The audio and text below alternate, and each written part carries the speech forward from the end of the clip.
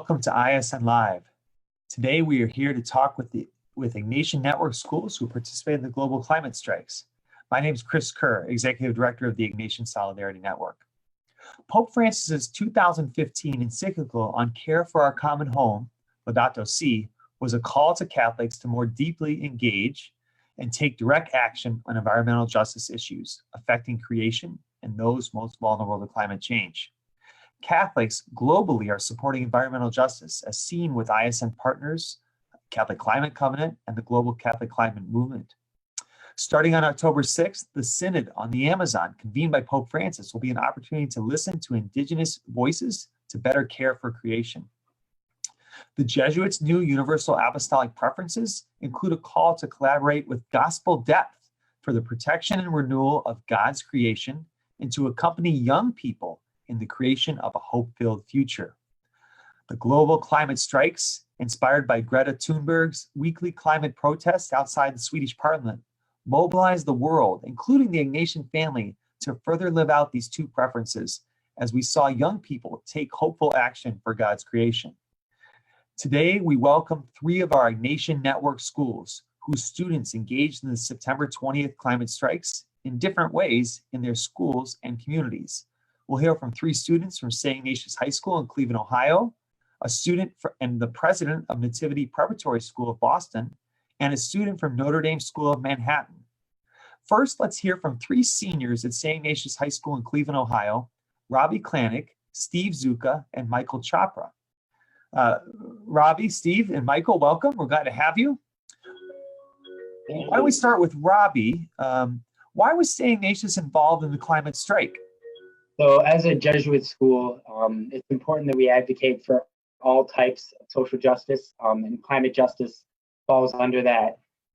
We see all around us, especially in a major, a major city, there's a lot of pollution out there. There's a lot of traffic on the highways, and we see these things can be lessened. And there's also a sense of the poor people in our communities are disproportionately affected by pollution and the issues that come with climate change. And this is something that we need to advocate for, the people who may not have voices. We have the voice to advocate for them. Thanks, Robbie. We know that St. Ignatius is part of a unique network of schools, Catholic schools in Northeast Ohio. Could you talk a bit about what it's like to gather with this network of Catholic schools in the Catholic context, as you did at the climate strike last week? Yeah, it was definitely an amazing experience. So I've had a lot of experience with just like Ignatius's group for Peace and Justice, which is Ignatians for Peace and Justice. But this is my first Catholic Schools for Peace and Justice event, which is Cleveland's major, for all the Catholic schools in the Cleveland area. And it was really cool to see it wasn't just our school that's focused on these issues, that we're in solidarity with others, that we are stronger together as well. We can promote more change if we all work together. So that was really cool. That's neat. Are the signs behind you some of the signs that you had at the climate strike?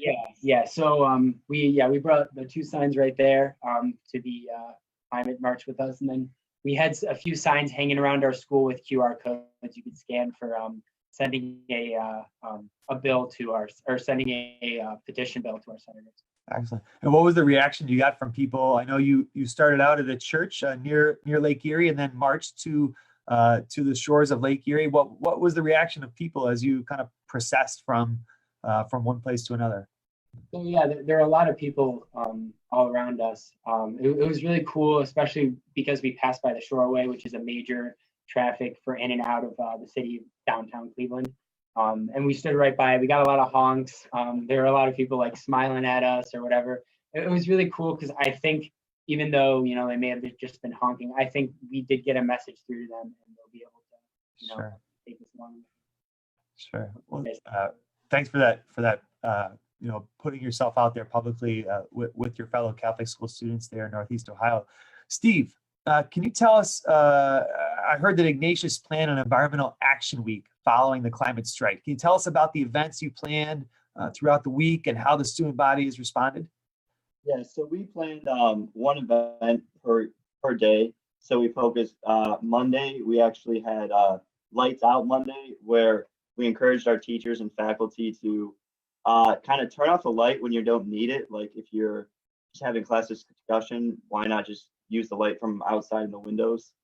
And while this wasn't doable for every class, because I mean there were some classes reading and stuff, a lot of teachers did turn off the lights, and it was kind of the students recognized that you don't really need to use what we always use, and that awareness can kind of be brought about by switching off the lights, doing something different. Tuesday, we had Prayerful Tuesday. We have the examen every day at 1:20, and it can kind of, we get into a habit because it's done every day. And we had an environmentally conscious themed examen, and having this different theme kind of brought more attention to climate justice and broke the habit of just the same examen kind of every day.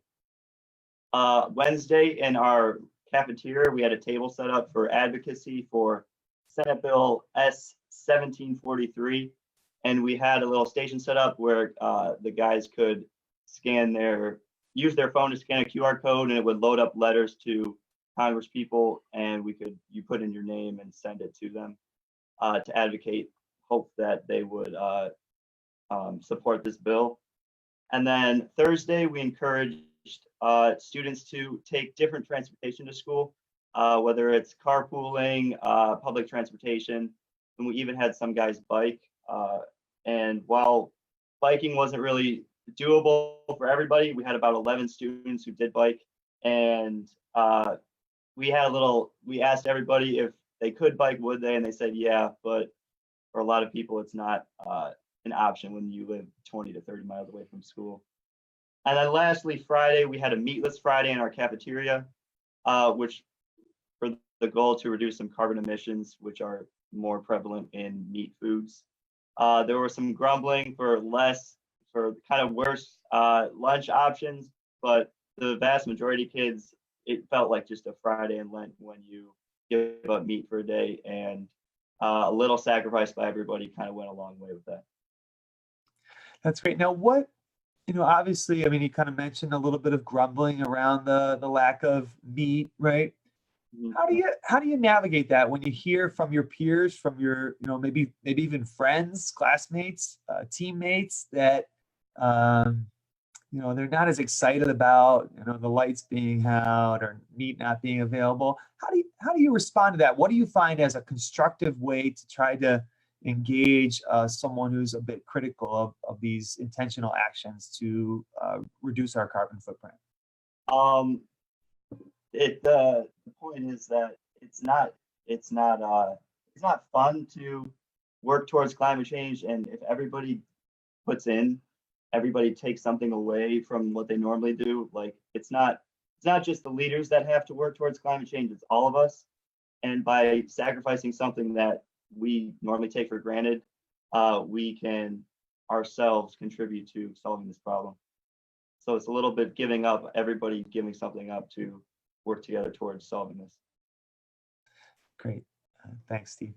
Now, Michael, can you share some of the plans that you have for how you continue this work around environmental justice moving forward at St. Ignatius? Sure, yeah. Well, right now, we already work towards minimal waste. That's one of the biggest things we have here. Obviously, we have landfill waste, but then we have recycling. But a unique bin we have is the composting bin, which kind of eliminates food waste from our waste stream going in the landfills. And food waste is one of the biggest contributors of methane in terms of emissions into the atmosphere, because the decaying of food releases methane. So effectively, we use that bin to kind of help us reduce our waste stream. And we don't even have real plastic cups. Any kind of plastic drinking cup we have on campus, or most plastic packaging, is compostable. It's made out of corn, or it's made out of some biodegradable substance. So really, right now, we already don't have a lot of things going out into the landfill. And we think that's huge. And moving forward, we kind of see that as a standard for places. So really, it should be the standard that every place has recycling and it has composting. That should just be the standard in society to help us combat this crisis. And in terms of future things, right now we are talking to the plant services on campus to help us get native plants on campus. It's sort of it's more environmentally friendly. It doesn't require as much maintenance throughout the year. So that's one thing. And we're also planning to participate in future climate strikes. So in any, next month in November, there's going to be one, and we plan on participating in that. And one new thing we've done recently is through our green team, we've created this activity called Clean Team, where after every last Thursday of the month, we actually go out for an hour, we put on gloves, and we get the things that you use to pick trash up off the ground. And we just go around Ohio City picking up any litter we find. And that really that's one of the more concrete things. We're going out into the community, and we're really trying to clean things up. And it may be, we're just in Cleveland, we're cleaning up things we find on the sidewalks or the streets, but really it's very, very symbolic of we need to sacrifice our time, and we need to contribute our time to this so that we can really make a difference.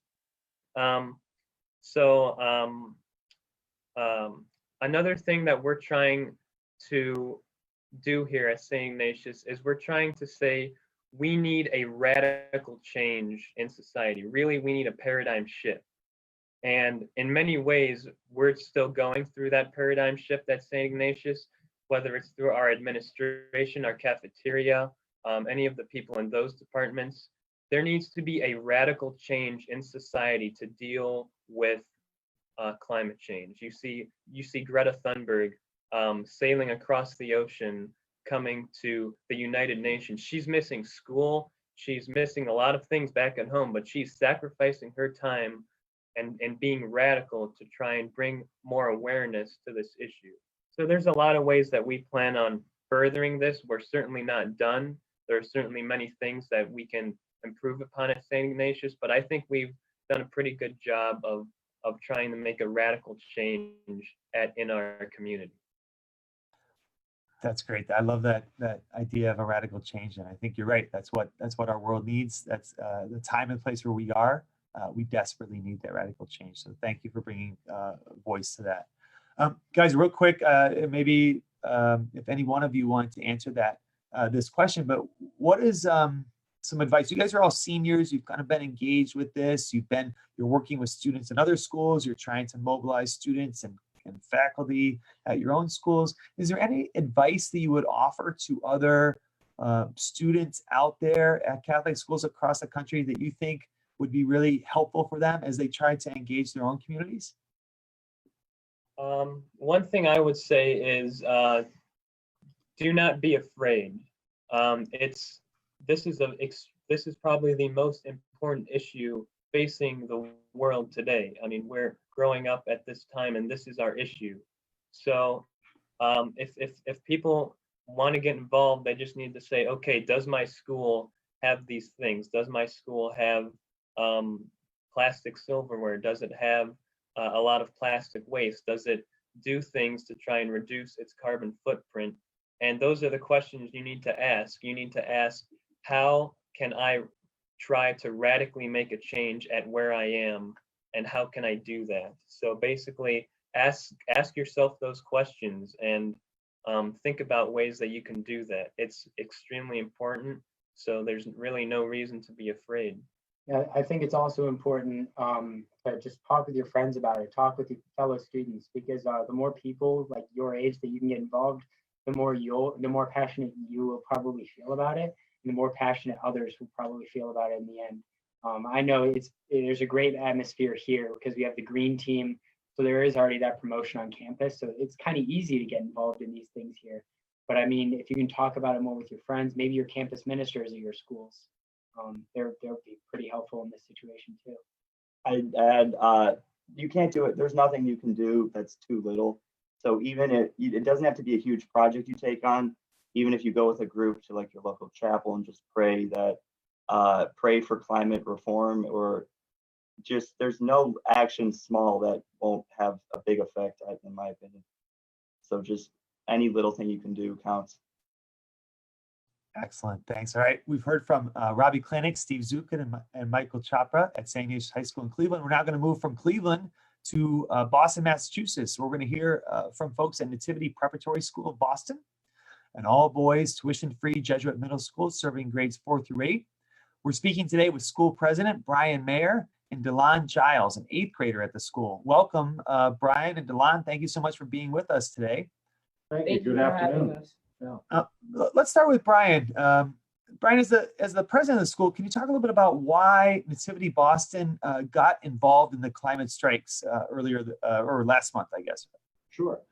Well, Chris, there are multiple reasons, but I think if you had to come down to the main reason, I was very moved by the preferences that were issued by the Society of Jesus last spring. And in looking at the preferences, I feel that here at Nativity, because we're dealing with a low-income population, we're dealing with young people, and we're dealing with the effects of climate change. But what's particularly moving was trying to introduce children to young people to a hope-filled future. And that notion that, what is it going to take to get a hope-filled future? Well, you have to have the idea of a sustainable future in the first place. And I think it's too easy for young people to get, somewhat hopeless and feeling like they can't do anything. And so the idea came about that, taking our young boys who are, like you said, grades 4 through 8, and going on a climate strike through the neighborhood to say that, yes, we can do something. We've seen young people around the world advocate for themselves, and that here we have an opportunity to empower these young men who are going to grow up to be change leaders and to go off and do that. So I think that was probably the primary driver in our decision to go on the climate strike. Thanks, Brian. Now, Delon, you're the youngest of those who are with us today, 8th grade there at Nativity Boston. Can you tell us why you decided to be involved with the climate strike last month? I decided to be involved in the climate strike because I wanted to speak up and fight against, and I wanted to address the problem of how climate change, it affects the world greatly, and it makes a bad impact on the world. And when our future comes, we want the world to be better than it is today. And by that, we're going to have to stand up and address how climate change, it can affect the world if we don't address it as soon as possible. Sure. Is there, as you think about those effects, you talk about the whole world, but what about there in your own community in Boston? Are there things you see or you experience in your own community that concern you related to climate change? Yes, that I see that there's a lot of trash, and that we're not taking care of the community as greatly as we're supposed to, and that makes a huge impact because there's a lot of habitats, the animals' habitats, they're being damaged by us. Sure. And of course, you're in Boston. Sorry, Brian. I was just in Boston. You're right on the coast, right? So that trash ends up in your waterways and in the harbor and things like that. Brian, you were going to say? Well, and to add to that, many of our families, all of our families from low-income situations, and housing in Boston is a challenge, and particularly for our families. And when you look at the effects of sea level rise and other environmental degradations, it usually happens in areas that can least afford it. And so the housing issue really hits home for a lot of our families. So that was another reason to become involved in that. Absolutely. Thanks, Brian. Delon, can you tell us a little bit about your experience that day at the climate strike? What was it like? What did you see? Things like that? It was a great experience because I got to come out with the community and my friends, and we got to speak and tell the people that climate change, that we need to change it now, and we're not supposed to wait and prolong the situation, because if we prolong the situation, then the climate change will just keep on getting worse by the minute. And that was just a great experience. And I love how they started cheering for us and honking their horns when we was passing. And personally, a woman, she actually came up to me and said, "You're doing a great job." And that was really that just made my day. Oh, that's great. And Delon, what about now that kind of post climate strike or after the climate strike? How do you feel any particular call to work in some way to fight against climate change? Is there anything you want to do in light of your experience at the climate strike? Yes. I want to do more outreach because like the people, they still like, they don't know like what's going on in the world. And I want to like tell them like what's happening and the effects that climate change can cause in the world and in my community. And I want to preserve energy because that can really affect the world today. And also, I just want to just make a huge impact. And I know my school wants to too, because even though we're a small school, I know that if we come together, we can make a huge impact that can resolve and lessen climate change. Thanks, Delon. And Brian, what about for the school? How will you continue to engage this issue post climate strike? Yeah, well, I think we're going to try to approach it on a number of different fronts. Certainly, there's the education issue and continuing to wrap it up through our science classes and trying to get kids involved. And then through social studies, just the whole idea of civic engagement, that you are not powerless, that you have the ability to go out and speak up and to take action on behalf of your community. And that's so much of what we teach here at Nativity, that, you know, we talk about young men becoming leaders, and it's to help their families and their community. And speaking out on behalf of their community is a major part of that. And then, you know, the other things is just changing habits. You know, internally, what we do and how we live sets a good example. Recently, we changed over our cafeteria to use all reusable materials. We run a program, so 3 days a week, you know, the boys are in school for over 12 hours a day.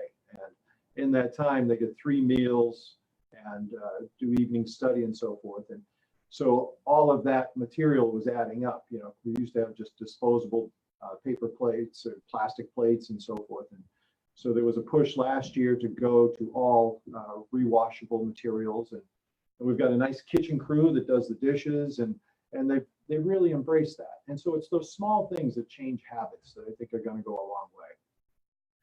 And Brian, as a school that has a significant focus on providing access to education for your students, do you find it hard to encourage supporters of the school to embrace these sorts of initiatives when there's so much need for the educational experience as well? No, I don't really find it hard, because it's, you know, we talk all the time about what is a Jesuit education. It's holistic, right? And so, you know, in addition to offering your core subjects, we have art, we have music, but we're also going to incorporate how to live as a sustainable human on this earth and how to care for others around you. And that's so much, you know, we teach that it's not, your education is not just about you. It's about what you can do in the world and how you can make a difference. And so part of it is learning how to be a good steward of the resources that we're given. Agreed. Thanks, Brian. And again, we've been joined by Brian Mayer, president of Nativity Preparatory School in Boston, as well as Dylan Giles, an 8th grader there at Nativity. So thank you so much to both of you for joining us today. And now we're going to move from Boston, Massachusetts to New York City, the southern Manhattan there in New York City, where we're speaking with Bridget McCabe, a student at Notre Dame School of Manhattan. Bridget attended ISN's Arupe Leaders Summit earlier this year and is a co-founder of the school's Stand Club, which was established after the Arupe Summit. Bridget, welcome. Hi, thank you for having me. Thanks for being with us today. Bridget, can you tell us about the Stand Club at your school and what Stand does, what they stand for? Yeah, so STAND, the term STAND is actually an acronym. So it stands for Solidarity Throughout All Notre Dame. And in naming, we want it to be purposeful and intentional to kind of signalize this idea of addressing issues as a school community, not as individuals, quite literally standing in solidarity with one another. So like you said, STAND came to life after me and my classmates attended the Arupe Leader Summit last year. We walked away and really wanted to find a way to encourage student leadership in the form of social activism at our school. STAND is unique from other traditional clubs in the sense that there's no membership The four of us meet on a weekly basis with our moderators, and then we discuss issues and plan school-wide events such as the climate march, the climate strike, that everyone in the entire school community, teachers and students alike, are welcome to attend. It's essentially a bridge between the student population and the faculty and administration. So students come up to us with suggestions or issues that they'd like addressed. We kind of discuss it, and then we present it to the admin. If they approve it, then we do the legwork trying to make it happen, keep the girls happy, and also do things in a way that the school is happy with as well. In terms of the march, in terms of the climate strike. Yeah, tell us how the club was involved with the climate strike, Bridget. Yeah. So we kind of chose three major themes for this year for Stan to focus on. Immigration, gun control, and the last one being environmental awareness, climate justice, which was actually chosen by the girls of the school. We did a school-wide survey, and they chose it. So clearly there's a desire to take action on that front. And when we realized that there was going to be this massive New York City climate strike on Friday the 20th, we thought that we would have to participate. So we organized, we got ourselves organized. We held like a poster making party a couple days before. We put up posters around the school, and we ended up getting like over 30 girls and some teachers to come with us. We walked through, our schools in Lower Manhattan. So we walked down to Battery Park. We got to hear all the speakers. We got to hear Greta speak, which was simply incredible. It was a great experience, a wonderful turnout. And then in the couple days following it, we had all the girls in the entire school watch a video about climate justice and environmental justice. And then we had them, if they wanted to, fill out a survey that was sent to their state and local representatives advocating for action on the climate justice issue. Great, thanks, Bridget. Now, you talked about your group being focused on not just climate issues, but also gun violence and immigration. Why do you think it's important to support various justice issues? Do you see them as interconnected, or what's the rationale for that? Yeah, so I was actually talking about this with a classmate of mine the other day, and we were discussing how all justice issues are essentially connected in a chain and interconnected in so many different ways. Just environmental justice, for example, like my fellow students have mentioned, is largely connected to poverty. It's going to hit developing countries harder than it's going to hit these kind of first world countries. Another issue, I guess you could say, that's finally being paid attention to is the indigenous people who have been advocating for climate rights, climate justice for so long, and they've been mistreated for years and years. And they're finally getting some recognition pertaining to this issue. I think in general, in broader terms, when we talk about like justice and faith, I think they're essentially interconnected, and our schools always advertise the message that we belong to a faith that does justice and a school that does justice. We can't just care about issues that are, we can't specialize in issues that we care about. And we can't just be interested in issues when they affect us or when they're given a lot of attention in the media. Instead, we kind of have to care about all issues all of the time. They're all related, they're all connected. True peace only comes, and true justice only comes when everyone and everything, the environment included, is given the respect and the dignity that it deserves. So. Yeah, thanks, Bridget. Now, how are you hoping to continue to work for climate justice on your campus moving forward? Yeah, so we have like a lot planned right now. We're trying to get it all set up. What we didn't want to happen was that in this kind of excitement after the march, we do a lot of stuff, and then a couple months later, everyone's kind of moved on from the issue. I feel like that happens too much with these type of issues.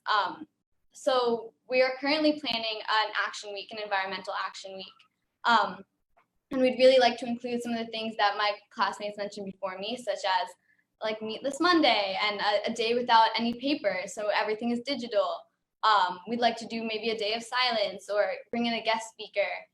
Certainly we're working on right now, hopefully having a student forum, trying to get girls involved in helping us plan this action week, as well as just discussing the issue, trying to clear up some ground that is maybe confusing for some people.